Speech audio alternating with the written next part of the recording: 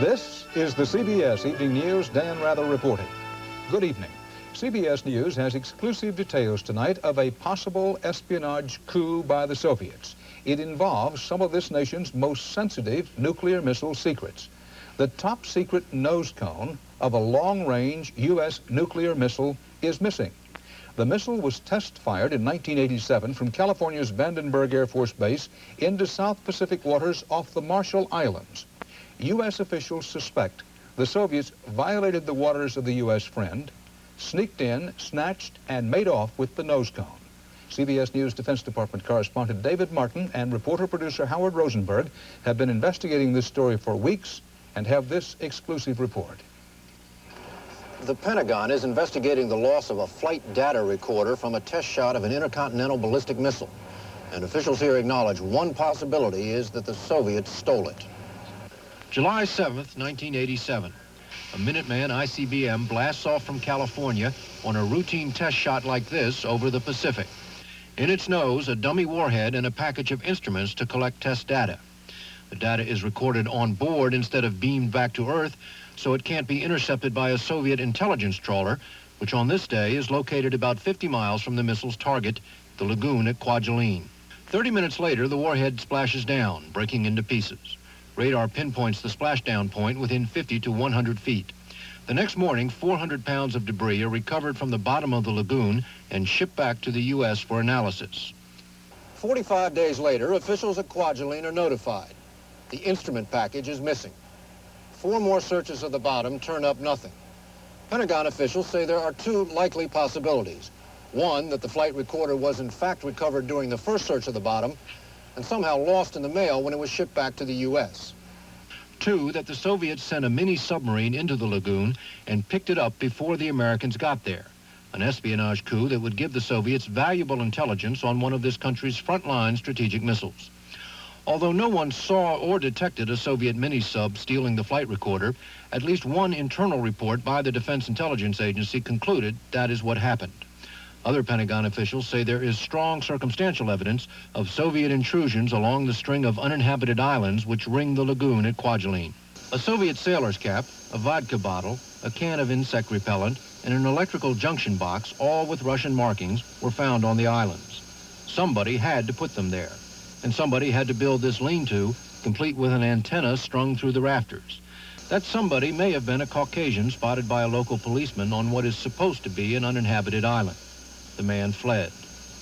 Another policeman spotted the running lights of a ship negotiating this narrow passage into the lagoon under cover of darkness. His description of the lights matched those of a Soviet Whiskey-class submarine, the same kind which ran aground outside a Swedish naval base. Given that evidence, a draft report by the Defense Intelligence Agency concluded it is, quote, probable Soviets have been on the islands. The Pentagon is considering sending in commandos of its own in an attempt to capture the suspected intruders. But that will not find the missing flight recorder. Either it is lost forever, or the Soviets have it. David Martin, CBS News, the Pentagon. In Virginia, retired U.S. Navy Chief Petty Officer Craig Kunkel was arrested today. Charges that Kunkel attempted to sell top-secret details of U.S. anti-submarine warfare tactics to the Soviets. FBI officials say no secrets were actually passed to the Soviets, that Kunkel was caught in a sting operation by a U.S. agent posing as a Soviet spy. Bipartisan unity on Capitol Hill today was actually a kind of bipartisan outrage.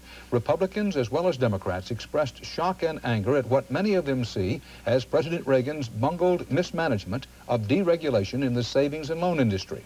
200 thrift institutions collapsed last year alone, with fast operators making off with billions of dollars. Critics charged taxpayers' money was thrown away, while profiteers were allowed to practically rape the industry at will. Bob Schieffer begins our coverage.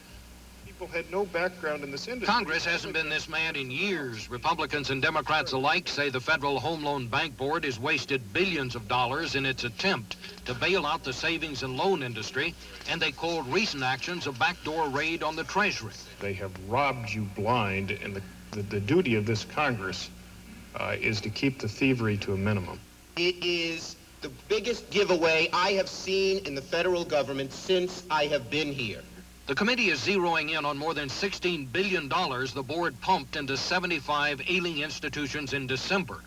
Danny Wohl, who heads the board, says that was cheaper than what the government would owe if the S&Ls went broke and the government had to pay off federal insurance on depositor accounts. We see that we have done what was appropriate to be done under the law within the assignment, the responsibilities that have been laid out by this committee. Fueling the firestorm, the administration released a report suggesting a cutback in the amount of federal insurance carried on deposits. The idea being that would make depositors more careful where they put their money, and that in turn would force banking reforms. So it's the reform that's critical as well as the money. That raised already hot tempers to the boiling point. There are other ways and much better ways to skin the cat, and I am appalled at the timing of the administration. In the middle of a crisis, to come out and say they eventually hope to reduce the amount of insurance. Within an hour, the administration was forced to withdraw the idea. Treasury Secretary Brady issuing a statement that curtailing deposit insurance is not an option and will not be considered. Meantime, the hearing stretched to 6 hours without a break and with no agreement on what ought to be done. This committee hearing is not just, this one is very much like an insomnia clinic. I mean, where in the hell have we been for 3.5 years? The answer, of course, is right here, but with the dimensions of this problem now becoming known, it may be nightmares rather than insomnia that will plague the new administration as it tries to deal with it. Bob Schieffer, CBS News, Capitol Hill. The controversy revolves not just around savings and loans that made unwise, bad, and sometimes fraudulent loans that could cost taxpayers $100 billion in bailout money. There's also controversy, plenty of it, over the regulators' method of handling the bailout. They are very much tax shelters. I mean, I think that's the primary motivation of doing the deal is tax shelter. Ford Motor Company's acquiring 4 thrifts. Result for the nation's most profitable car company, says one expert, an estimated $3 billion in tax breaks. One could speculate that Ford would not have to pay any taxes over the next few years because of the huge volume of tax credits that are available to it in these deals. Ronald Perlman heads Revlon, the cosmetics company. To acquire First Texas and other thrifts, he's putting up just $315 million. In return, he gets more than $5 billion in government aid, every penny of it tax-free. The thrift's losses can be applied against Revlon's profits. Estimated tax saving for Revlon, $800 million. And if the sour loans on the thrift's books stay that way, no problem, Uncle Sam picks up the bill. They're in a no-lose situation. They are going to make money no matter what. Government regulators ran out of money to close thrifts. So to protect depositors, they've had to make generous deals, often with corporate raiders and smart money entrepreneurs. Critics say, though, that they're often throwing good money after bad, rescuing thrifts that are the walking dead and could cost taxpayers more to save than to bury. But in the long run, it will come from the taxpayer, whether as taxpayer or consumer. It will come from the public because there's no other source for the money. Congress today was doing the grilling, but it's not blameless. Both Congress and the administration stalled on heading off this crisis, a stall that's costing taxpayers around $15 billion a year. Dan? Thanks, Ray. The Labor Department today announced a Chicago bank charged with racial and sex discrimination has agreed to pay $14 million in back pay. That is reportedly the largest such settlement ever obtained by the government from a single employer. Harris Trust and Savings refused to concede that it had discriminated, but said it wanted to settle the charges. A spokesman estimated 5,000 people could share in the award. Harris also agreed to revise its affirmative action policies. Now, still to come on tonight's CBS Evening News, Frank Courier on the good news and bad news of the new cars. And James Hattori on whether the Super Collider is headed for a super collision with the dreaded Texas fire ants.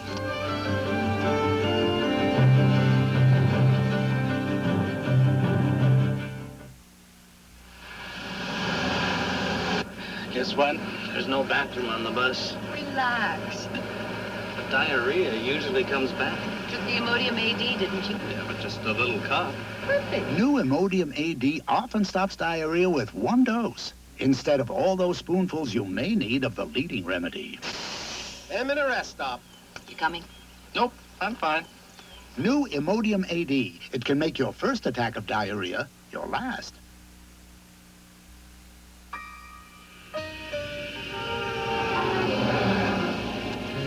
Nice to have a good friend meet me at the airport. My new Regal. It's a car I can trust. The way GM makes these new ones, reliable, dependable. It gives me the peace of mind I need. So take me home, friend. GM is the only American car maker to offer a bumper-to-bumper warranty for 3 years or 50,000 miles on every model.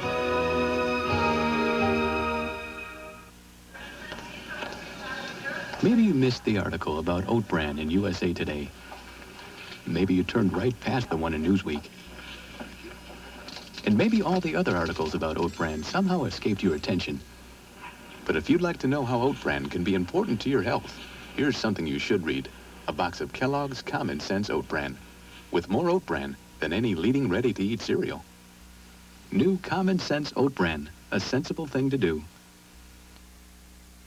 British officials say 4 experts from Czechoslovakia are due in Britain tomorrow to try to help analyze the explosive that destroyed Pan Am Flight 103.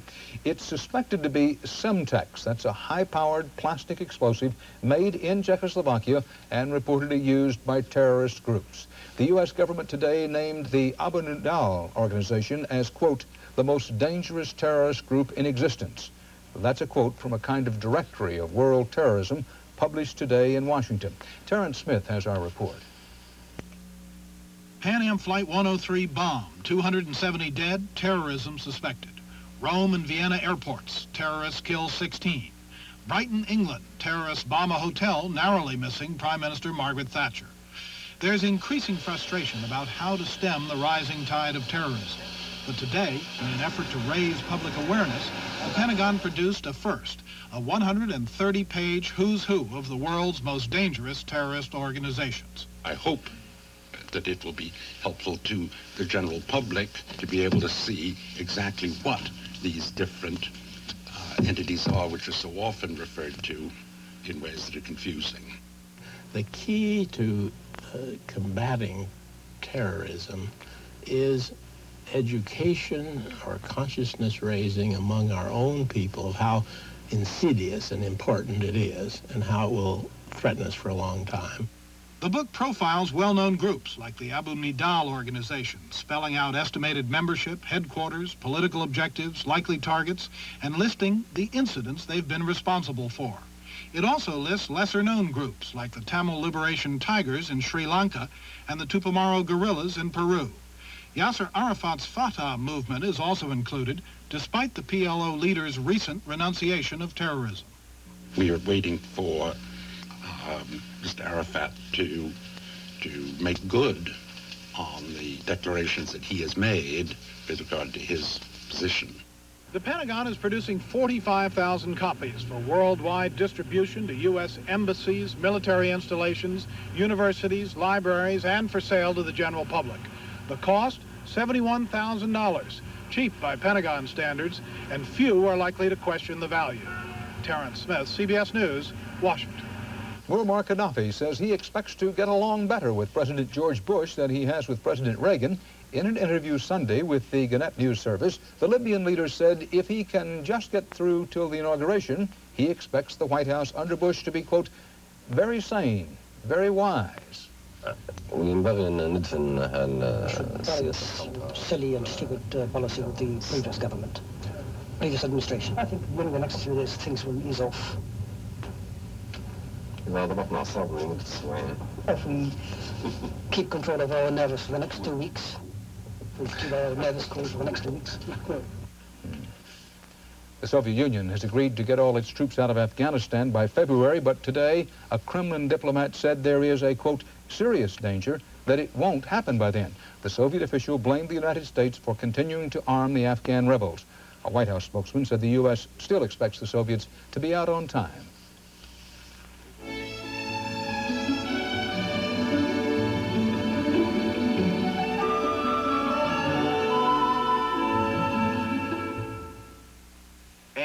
I don't want anyone driving my XT while I'm away. You understand?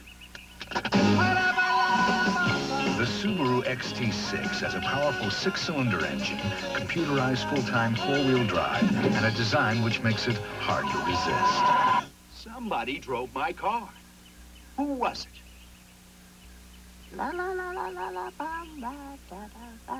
The Subaru XT6, Sport Magazine's Super Bowl MVP award. Along with the fiber, are you getting something extra in your high-fiber cereal? All of these cereals contain sodium and added sugar. Fiber One, however, is low in sodium and has absolutely no added sugar. And you get more fiber in Fiber One. So get more of the fiber your body needs and less of the stuff it doesn't. Get Fiber One. I need home cooking. Okay, try Swanson's home-style lasagna entree. Spicy tomato sauce, 3 layers of pasta, choice beef, and cottage, ricotta, and mozzarella cheeses. Can we see a replay on that? I don't know. What's missing in these new special request soups from Campbell's? I don't know. Want to guess? I don't know. About 1/3 of the salt. That's what Campbell soups are. Good.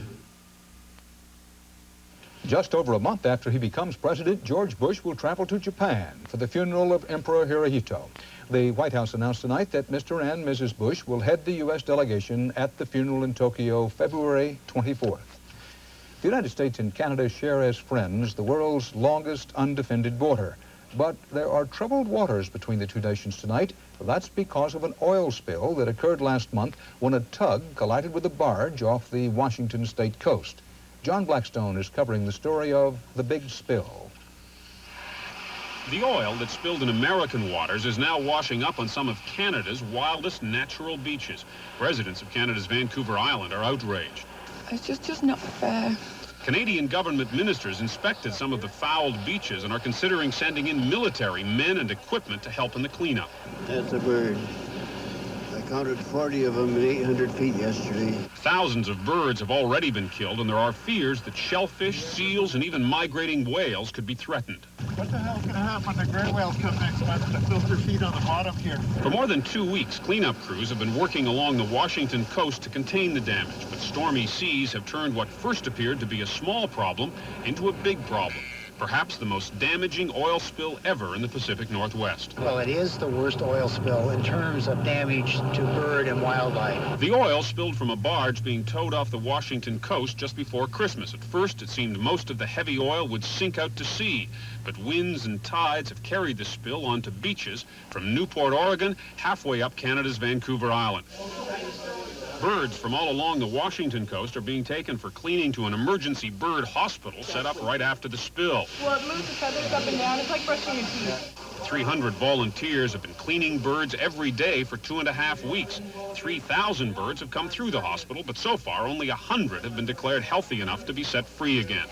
Many of the affected beaches on both sides of the border are remote and almost inaccessible. It may be weeks before the full extent of the damage is known. John Blackstone, CBS News, Seattle.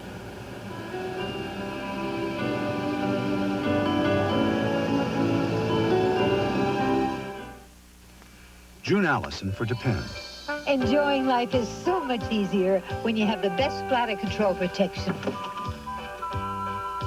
New Depend undergarments has special layers of absorbency that won't bunch or sag, and elastic legs for a better fit. It's simply the best protection you can get. More people trust Depend, and you can too. Get back into life. Get back into life with Depend. I really love my fruit and fibre. That's fruit and fiber. Fruit and fibre.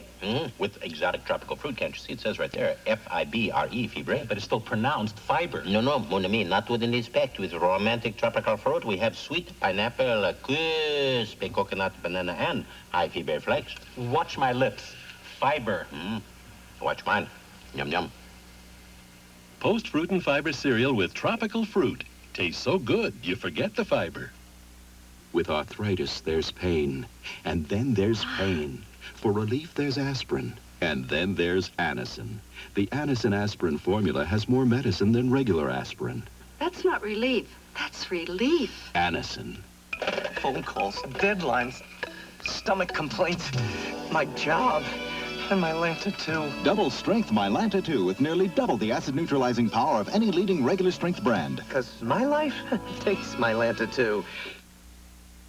Japan is expected to formally announce Thursday that it will maintain for another year its restraints on automobile exports to the United States. And that announcement will be welcomed by U.S. automakers. But it comes as auto workers find themselves traveling a hard new road, concerned about directions mapped by their own union. Frank Courier reports.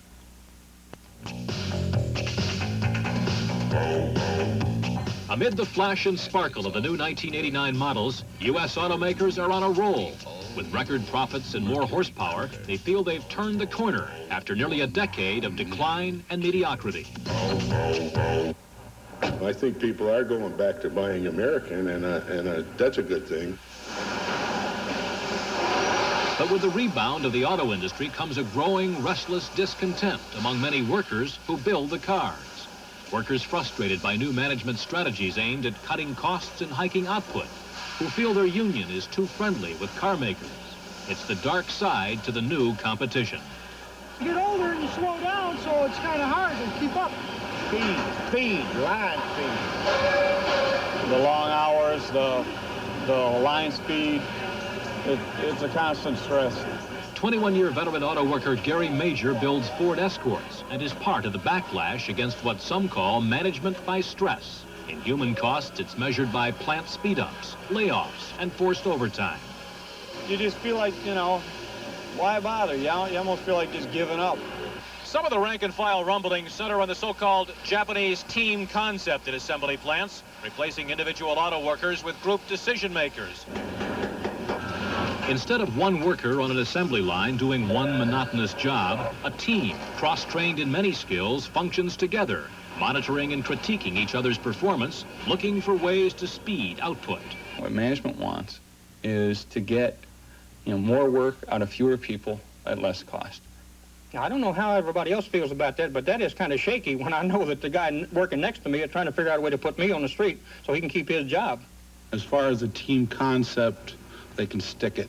The kind of potential backlash we're seeing in the automobile industry isn't just a few disgruntled workers who don't want to work hard in the global economy. It is thousands of workers who feel threatened from both sides, the company and the union. After making concessions to the auto industry, rebels are challenging the United Auto Workers Union and its new policy of cooperating instead of confronting car makers. Management and the local union is in bed. I think we've all learned, the union and ourselves, that this business of working together really is a better way to go. We're trying to work a little closer to solve the problems so we don't lose more membership, so we don't lose more good-paying American jobs, and that's what we lost, good-paying American jobs. UAW President Owen Bieber has hailed the new cooperation as essential to America's restaking claim to #1 quality and output. But others predict it will fail without trust and respect from workers. You can't force-feed the workers in the new system. They have to accept it with their eyes wide open and have to try it, have to experiment. If you try to force it upon the workers, it simply will not succeed. With workers like Gary Major frustrated by the strain of relearning how to build cars and his union forming new alliances in a struggle to save jobs, experts warn that American industry running on fast forward must take time to assess the human cost of competition in a global economy. Frank Courier, CBS News, Flat Rock, Michigan. Major setback for the government today in a test case of its prosecutions for Wall Street insider trading, crime, and corruption. A federal judge in New York has declared a mistrial in the stock manipulation case against GAF Chemical Corporation and a GAF executive. The judge ruled that government failure to disclose possible tampering with a piece of evidence was unfair to the defense. Rudolph Giuliani, the U.S. attorney in charge of the insider trading and many other recent high-publicity prosecutions, resigned today. There's speculation Giuliani may become a Republican candidate for New York governor or possibly mayor of New York City.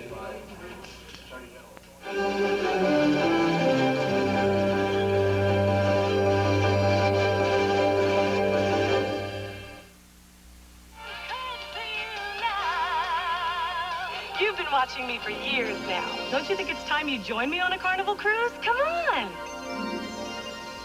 More people are taking vacations on Carnival. Because when you take a Carnival cruise, all your shipboard fun's included in one terrific price. All your nighttime entertainment's included. All your food's included, too. Plus fantastic tropical ports of fall. So on your next vacation, take a 3, 4, or 7-day cruise on Carnival, the most popular cruise line in the world. Honey, great news. I don't need surgery for my hemorrhoids.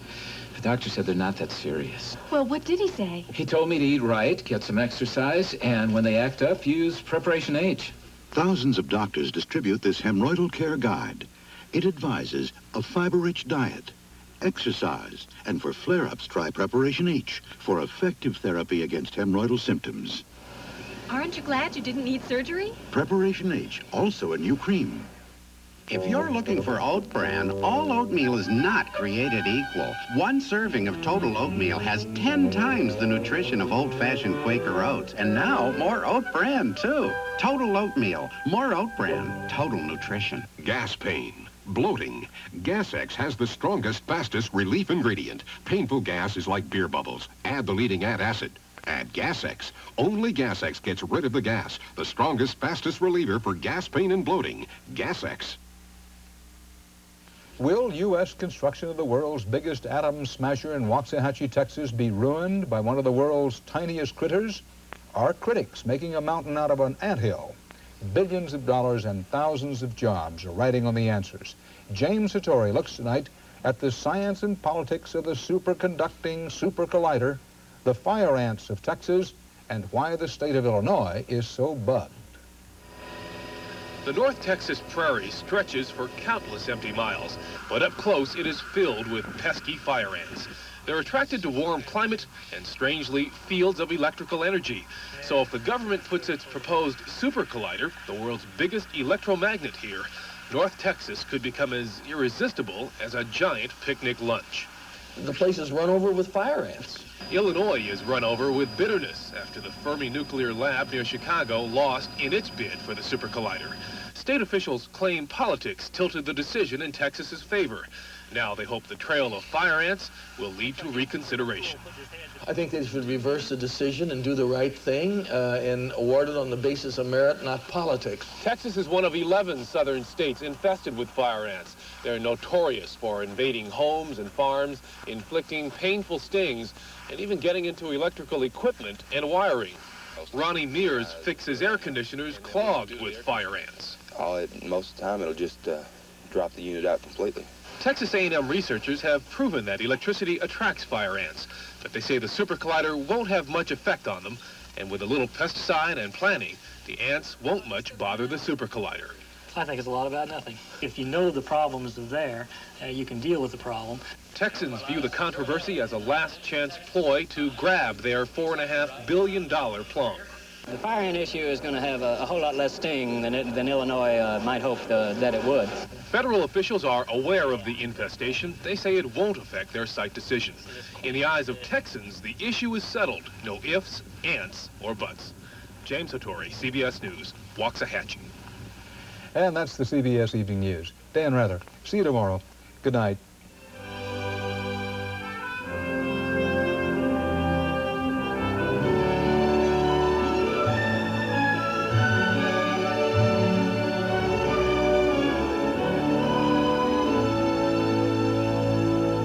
This is CBS.